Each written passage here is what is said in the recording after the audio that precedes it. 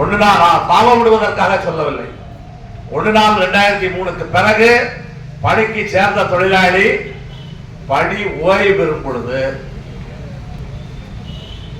அவருடைய நிலைமை என்பது மிகவும் மோசமான நிலைமை.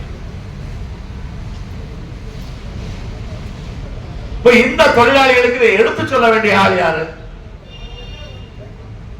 பிரச்சனையே என்ன? பிரச்சனையே இப்போ நம்ம ஓய்வூதியர்கள் இருக்கிறார்கள். இந்த ஓய்வூதியர்கள் இப்ப டிஏ கிடைக்கலன்னு வந்து நிறைய போராட்டம் நடக்குது, கோர்ட்ல வழக்கு நடக்குது, ஓய்வூதிய சங்கங்களுக்கு மத்தியில சண்டையெல்லாம் நடக்குது. நான் தான் வாங்கி கொடுத்தேன், நீ தான் வாங்கி கொடுத்த, அப்படி சண்டை நடக்குது. யார் அதிகமாக போராட்டம் நடத்துற சண்டையெல்லாம் நடக்குது. பிரச்சனை என்ன? இது இப்படித்தான் ஆகும், இப்படித்தான் இந்த நிலையை நோக்கித்தான் போகும் என்று சொல்கின்ற காலத்தில் இந்த காதல வாங்கி இந்த காதல விட்டா கூட பரவாயில்ல, 2 காதலையும் வாங்காம போய்கிட்டு இருந்த தொழிலாளி சந்திரன் இங்க இருக்கிறார். 2005 சங்கத்தின் சார்பாக போடப்பட்ட ஒரு துண்டு பிரசுரத்தை ஒரு 4 நாட்களுக்கு முன்னாடி பார்த்தேன். அந்த துண்டு பிரசுரத்தில் என்ன இருக்கிறது? ஏற்கனவே இந்த ஓய்வூதிய திட்டத்தை 1998 ஒப்பந்தத்திலே போட்டு 2001 ஓய்வூதியம் அமலுக்கு வந்து 2005ஆம் ஆண்டு அதிமுக ஆட்சி காலத்தில் ஓய்வூதியம் நிறுத்தப்பட்டு விட்டது. ஓய்வூதியமே நிறுத்தப்பட்டு விட்டது. ஓய்வூதியம் கொடுக்க முடியாதுன்னு சொல்லி அதை எதிர்த்து வழக்கு போட்டோம். சிஐடியு சார்பாகத்தான் அந்த வழக்கு போடப்பட்டது. சிஐடியு சார்பாக நடந்த அந்த வழக்கினுடைய இறுதி விசாரணையின் போது அன்றைக்கு வழக்கறிஞர்கள் வேலை நிறுத்தம் செய்த காரணத்தினால் வழக்கறிஞர்களால் நீதிமன்றத்திலே நேரடியாக ஆஜராக முடியவில்லை. ஆனால் வழக்கு இறுதி விசாரணைக்கு வருகின்றது. எனவே நம்முடைய வழக்கறிஞர் சங்க நிர்வாகியாக சந்திரனை அழைத்து, நீ போய் வழக்கறிஞர் வராவிட்டால் வழக்கை தள்ளுபடி செய்து விடுவார்கள், எனவே பார்ட்டி என்ற அடிப்படையில் நீங்கள் போய் ஆஜராகுங்கள் என்று சொல்லி இவர் போய் வந்து நீதிமன்றத்திலே ஆஜராகி, நீதிபதி ஏன் ஓய்வூதியத்தை நிறுத்தினீர்கள், எங்களிடம் பணம் இல்லை அதனால் நிறுத்தினோம் என்று சொல்லும் பொழுது, இல்லை பணம் இருக்கிறது, இவர்கள் தவறான தகவலை சொல்கிறார் என்று சந்திரன் நீதிமன்றத்திலே பேசி அதை ஒட்டி நீதிமன்றம் இடைக்காலமாக ஒரு உத்தரவு போட்டு ஓய்வூதியம் வழங்க உத்தரவிட்டது. ஓய்வூதியம் வழங்க உத்தரவிட்டது.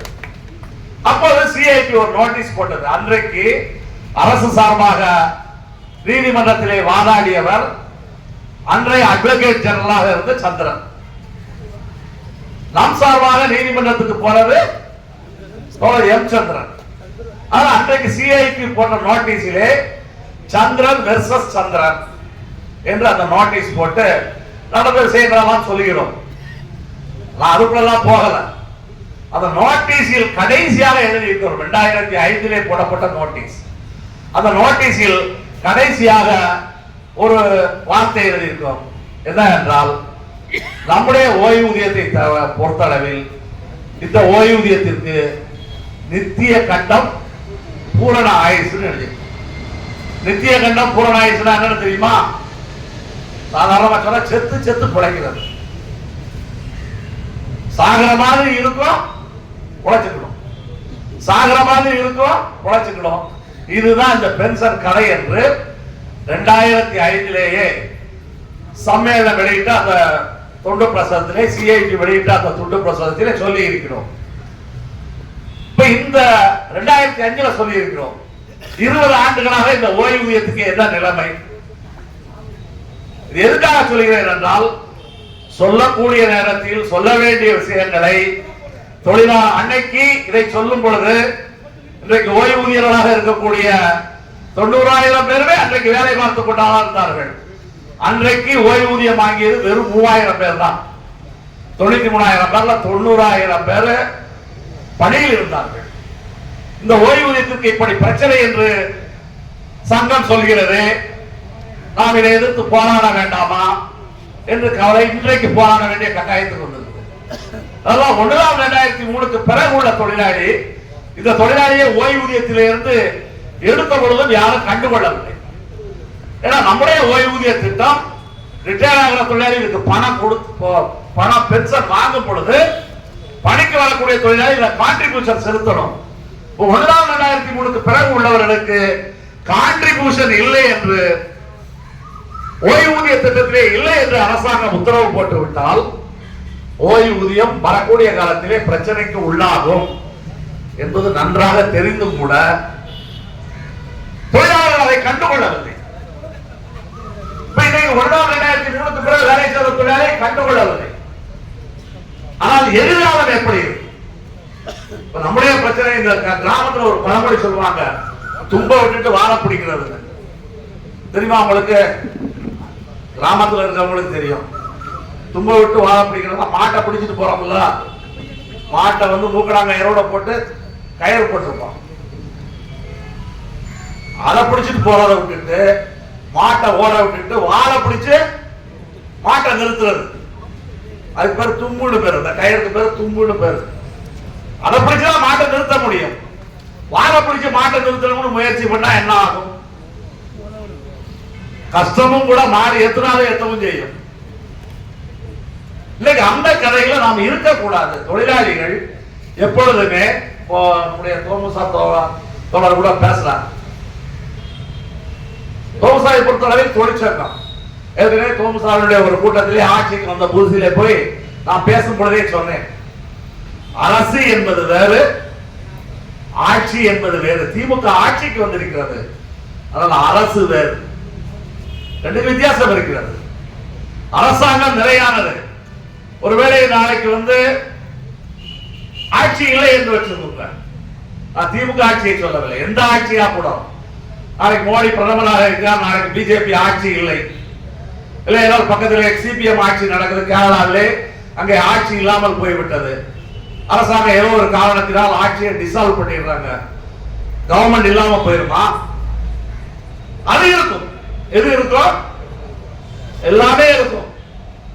இப்ப நான் கூட வேலை பார்க்கிற காலத்துல அடிக்கடி நான் அப்ப கேட் கூட்டத்தில் பேசுவேன். நான் வேலை பார்த்த மதுரை கார்பரேஷன்ல ஒரு காலகட்டத்தில் 3 மாசம் எம்டியும் இல்ல, 3 மாசம் ஜிஎம்மும் இல்லை. மற்ற காலத்தை விட அந்த 3 மாசம் தான் கலெக்ஷன் அதிகமாச்சு. எம்டி இல்ல, ஜிஎம்மும் இல்ல. அரசாங்கம் இருக்கும். அதான் நான் எழுப்பிய கூட்டத்திலே போய் பேசுறேன். அரசாங்கம் வேற. அரசாங்கம் அதனுடைய கொள்கையை தான் அமல்படுத்தும். இப்ப வரக்கூடிய ஜூன் 9ஆம் தேதி வேலை நிறுத்தம் என்று அறிவித்திருந்தோம். மே 9ஆம் தேதி, மே 20ஆம் தேதி. இப்ப வேலை நிறுத்தம் தள்ளி போயிருக்கிறது. அந்த வேலை நிறுத்த கோரிக்கை என்ன? கான்ட்ராக்ட் விடக்கூடாது, பொதுத்துறையை தனியார் மயப்படுத்தக்கூடாது, 1/2003 பிறகு உள்ளவர்களுக்கு பழைய ஓய்வூதிய இதெல்லாம் கோரிக்கை.